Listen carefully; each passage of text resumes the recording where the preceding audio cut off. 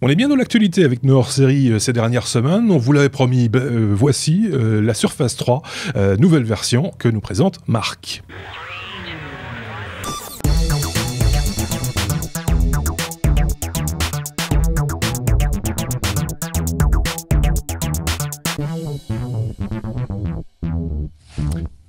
Et pour parler de cet objet, on a peut-être pris un de nos chroniqueurs les plus critiques par rapport à quelque chose qui n'est pas fourni par la marque Apple. Il s'agit de Benoît, qui va évidemment, il va pas hésiter un seul instant à dire tout le bien qu'il pense ou pas de cette Surface Pro signée Microsoft, et c'est Marc qui a récupéré cet appareil. C'est pas une Surface Pro, justement. C'est justement pas une Surface Pro, c'est la Surface de base. Voilà, c'est le modèle de base, mais avec le keyboard cover.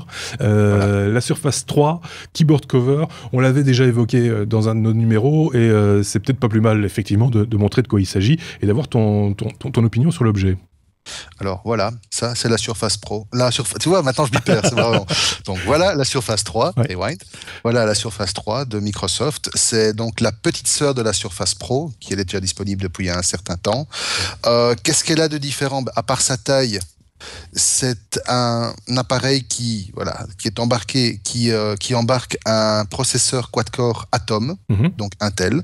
Donc autrement dit, à la base, ceci est un PC, un vrai. À la différence des précédentes générations, ceci n'embarque plus un processeur ARM qui nécessitait une version particulière de Windows RT, on s'en rappelle, qui était une des plus grosses catastrophes que Microsoft ait pu nous fournir, en vue son incompatibilité totale avec à peu près tout. Et donc ici, vous avez y compris l'humain. Y compris l'humain, surtout. Et donc ici, vous avez un appareil qui embarque un Windows 8.1, tout ce qu'il y a de plus classique, et qui est évidemment éligible pour l'upgrade vers Windows 10 quand il sera disponible. Alors, qu'est-ce qu'on perd par rapport à la Surface 3 Pro? Bon, c'est un petit détail. La Surface 3 Pro a un pied qui est orientable dans n'importe quel angle. Celui-ci se contente d'avoir 3 crans prédéfinis. Bon, c'est largement suffisant.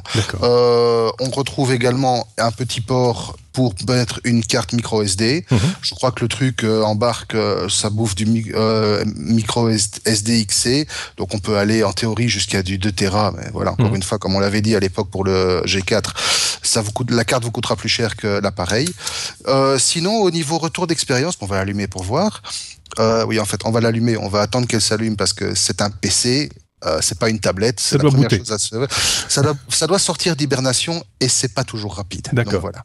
C'est un processeur qui est un processeur d'entrée de gamme, ça tourne à 1.6 GHz, ça peut burster à 2.4 quand c'est nécessaire. Et voilà, c'est en train de booter doucement. Et donc voilà. Alors, ça embarque un écran qui a une définition un peu particulière. Ça fait du 1920 par 1280, donc Microsoft a voulu conserver cet aspect 4 tiers qui apparemment a fait le succès de l'iPad, et c'est vrai que c'est quelque chose qui est assez confortable, le tout sur un format de 10 pouces 8, et lorsqu'on arrive en fait sur l'écran de base, on se retrouve avec un appareil, une surface tout à fait normale, et là c'est là que les catastrophes commencent, parce que vous vous rendez compte, alors je ne sais pas si vous le voyez, vous vous rendez compte que c'est pas taillé pour une utilisation de tablette. Les polices de caractères sont affreusement petites. En fait, la majeure partie du temps, il vous faut alors soit des bonnes lunettes, soit il vous faut franchement coller l'écran contre vos yeux pour arriver à distinguer. Ils ont fait des trucs qui sont, alors à vue de pif, c'est du Core 8 sur une tablette qui est en 10 pouces, c'est pas génial. Alors heureusement, il y a un très bon clavier qui est fourni avec. Alors j'en profite pour signaler à ceux qui veulent s'en procurer une. Pour l'instant, chez Coolblue, là où moi j'en ai fait l'acquisition, ils vous offrent ceci, c'est le clavier Type Cover qui est fourni avec, qui est fourni avec contre espèce sonnante trébuchante en temps normal, mais qui est offert ici. Combien normalement? Et qui est un clavier 129 € quand même. Et qui est un clavier mécanique. C'est ça qui est assez sympa. Au contraire des anciens covers qui étaient fournis avec la Surface non Pro, qui étaient des clavier sensitif quasiment inutilisable. Ici, on a un beau clavier avec franchement une belle course de touches pour un truc aussi souple, aussi léger, et un trackpad. D'accord. Donc ça en fait un... Ça en fait un ordinateur. Ça en fait un laptop. C'est ça. Ça en fait un ordi complet. Alors la fixation se fait par, simplement, c'est magnétique, ça se connecte, et à partir du moment où vous avez branché le truc, grosso modo, vous avez un laptop assez compact, largement suffisant pour répondre à une utilisation quotidienne, largement suffisant pour faire du traitement de texte, de la saisie de mail, de la consultation de mail. Quand tu fermes le cover comme tu viens de le faire avec le clavier, est-ce que la machine se met en veille comme un iPad ? Elle se met en veille comme un iPad. Quand vous l'ouvrez, elle ne s'allume pas, c'est magnifique. Donc en fait, voilà, ça c'est l'effet Bonaldi. Et donc il faut appuyer sur le petit bouton pour qu'elle se mette pas en route. C'est magnifique. Voilà, voilà. Ça fait quelque chose. Voilà, ça c'est vraiment du direct. Voilà, elle se met. Rassure-toi, ça arrive à Bill Gates aussi en démo. Oui, je sais. Et lui, c'est son appareil. Au niveau de la facilité d'utilisation. Bon, on va pas revenir sur Windows 8.1. Plus précisément, je ne vais pas revenir sur ce que Windows 8.1 m'inspire. On n'a pas assez de temps pour ça. Non. Mais voilà, Windows 8.1, à mon sens, reste encore mal adapté à une utilisation pure tactile. Pourquoi ? Alors, une fois que la tablette a été pairée avec son clavier, ça devient un truc tout à fait utilisable et agréable, franchement. Ça se transporte partout, c'est pas lourd, ça pèse grosso modo 800 grammes avec le clavier, ça se déploie en un clin d'œil. Du moment qu'on fait vraiment de l'utilisation classique, type bureautique, ça peut durer 10 ou 11 heures d'autonomie. D'accord. À partir du moment où vous commencez à faire des trucs un peu plus multimédia avec, comme regarder des films ou surfer de manière intensive, bon, les 10 heures annoncées ont tendance à fondre comme neige au soleil et vous vous retrouvez grosso modo avec du 6 heures, 7 heures en tirant bien sur la corde.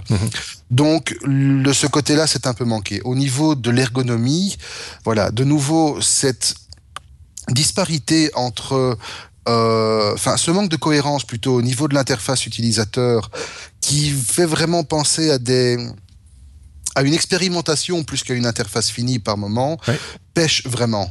Et cela est surtout vrai dans la mesure où vous vous retrouvez parfois avec des applications qui ont été développées pour vraiment une utilisation de tablette et le système qui reste Windows, qui peut être intrusif par moment, qui vous saute à la figure avec une interface qui est à des années-lumière, avec des tout petits boutons carrés et il faut un temps d'adaptation. Peut-être juste préciser une chose, parce que l'info est très récente.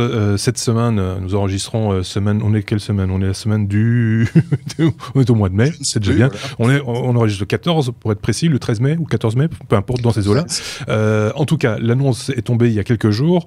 Microsoft a précisé quelles allaient être les différentes versions de son futur Windows 10, apparaître bientôt, et il y a une version dédiée aux devices mobiles, avec, dit-on, tout ce qui est device avec écran de 7 pouces et moins. C'est comme ça que ça a été expliqué. Donc on peut imaginer que par rapport à la version actuelle que tu as entre les mains avec un Windows 8.1, que la nouvelle version de Windows pourra... on l'espère, améliorer cet aspect-là des choses, Marc. Oui, effectivement. D'ailleurs, la tablette, la Surface, est éligible pour Windows 10. Et je dois vous avouer que j'attends avec impatience de voir une version fonctionnelle pour ce genre de truc. Alors, autre chose qui est assez sympathique par rapport au monde iPad, c'est ceci. Donc ça, c'est le stylet qui est fourni. Un bic, absolument.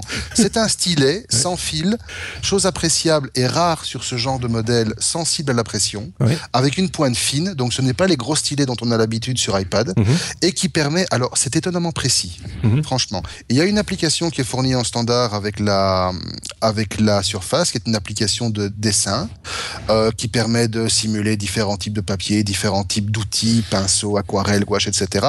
Je dois dire que je me suis perdu pendant 2-3 heures à jouer avec. On voit pas le temps passer, c'est étonnamment précis. Franchement, c'est très bien fait.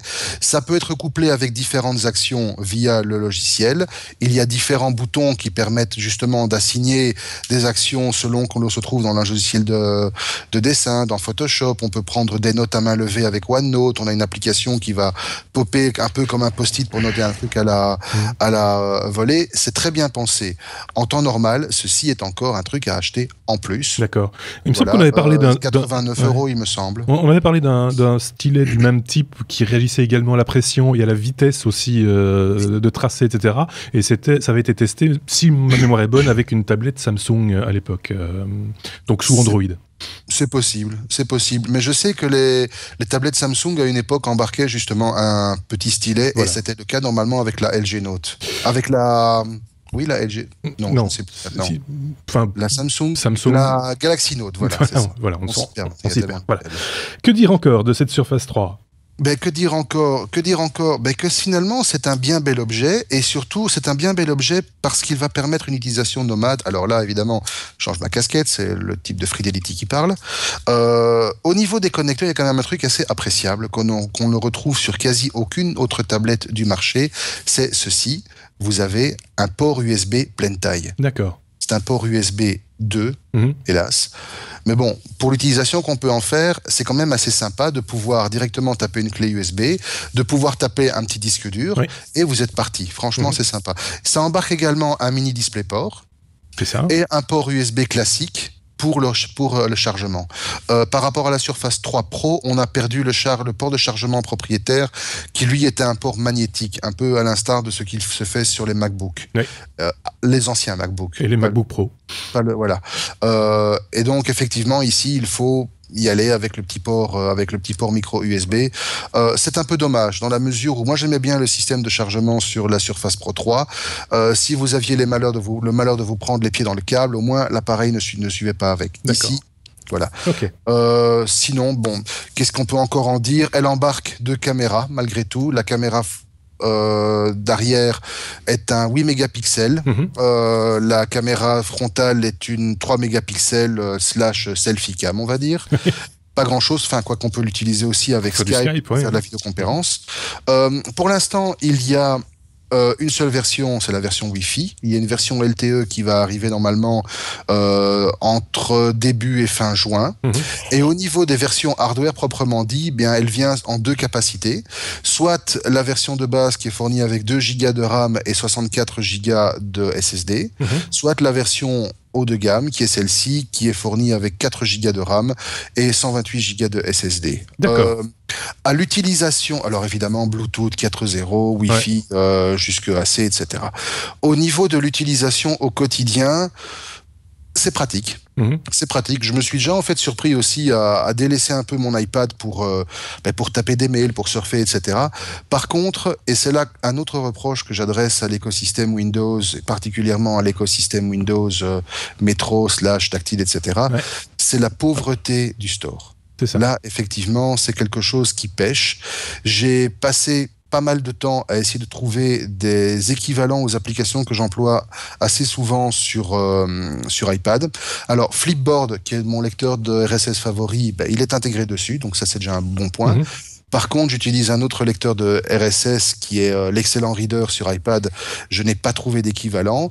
L'une des raisons pour lesquelles j'utilise principalement mon iPad, c'est de la lecture de BD dématérialisée, notamment avec des services comme Isneo. Une fois de plus, je n'ai pas trouvé d'équivalent. J'ai même pas trouvé un bon lecteur de BD digital au format CBR ou CBZ. Netflix est disponible dessus, donc voilà, on peut en faire un truc de station vidéo. Mais encore une fois, n'oubliez pas, ça va bouffer la batterie beaucoup plus vite que ce qui est prévu. Par contre, et là c'est quelque chose en fait qui est un peu un dragon à 2 têtes, c'est que on a encore un peu de mal, même moi j'ai encore un peu de mal après ces quelques jours, à réaliser qu'à la base il y a un PC derrière, avec tout ce que ça permet de faire. Et donc, c'est un appareil qui va demander une certaine accoutumance, un certain temps pour se familiariser avec toutes les possibilités. Et c'est là justement qu'est tout le potentiel de cet appareil. Et donc ce qu'on pourrait faire éventuellement, c'est se revoir d'ici quelques mois et refaire de nouveau un retour d'expérience avec ce recul et voir comment cet appareil peut effectivement concurrencer ce qui se fait chez Apple et chez Android. Exactement. Et c'est d'ailleurs ce qu'on va faire dans les prochains mois, si tu le permets, Marc. Je voudrais quand même donner la parole à Benoît, Apple Addict, s'il en est dans l'équipe. Il n'est pas le seul, hein, mais il en fait partie. Quand tu écoutes ce que nous dit Marc par rapport à cet appareil, qu'est-ce que toi, ça t'inspire ?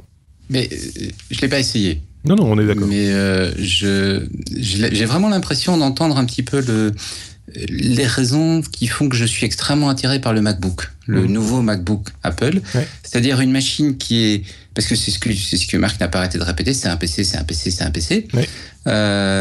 Donc ça veut dire qu'on a encore ce besoin parce qu'il y a des tas de logiciels en entreprise et surtout sur des projets qui ont une certaine durée de vie. On n'est pas tous dans des startups où on vient d'avoir des produits qui viennent de sortir et on peut faire table rase et prendre de l'iPad et des applications comme ça uniquement. On a parfois besoin de logiciels un peu plus anciens qui sont pas adaptés pour tourner sur une tablette. Et par contre, avoir un portable, souvent c'est gros, parce que si on fait pas du montage vidéo, si on fait pas de la photo, etc. dessus, c'est gros, c'est encombrant.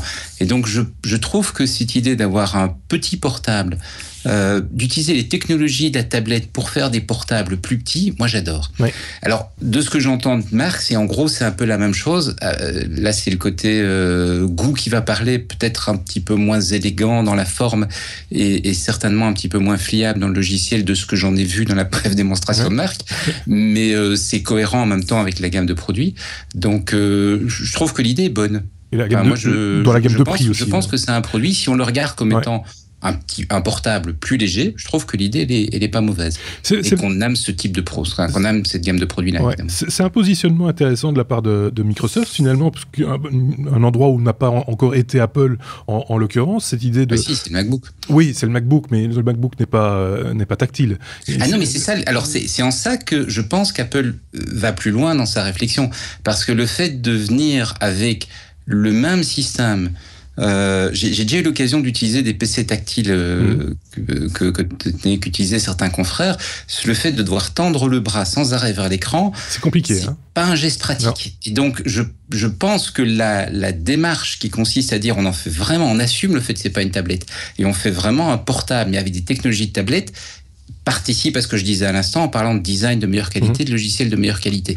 D'ailleurs, j'ai entendu Marc sans arrêt se plaindre du fait que le logiciel n'était pas génial, n'était pas ceci, n'était pas ça. Mais si on accepte que y a des tas de gens qui se contentent de ce niveau de qualité-là, je trouve que l'idée est bonne. Oui, ou qui ont leurs habitudes depuis très longtemps, qui ont été biberonnés à Windows depuis 3.1 et n'en sont jamais sortis. Il y en a beaucoup, une majorité même, je serais tenté de dire. Oui, Marc. Alors, moi je voudrais juste revenir sur l'expérience utilisateur proprement dite.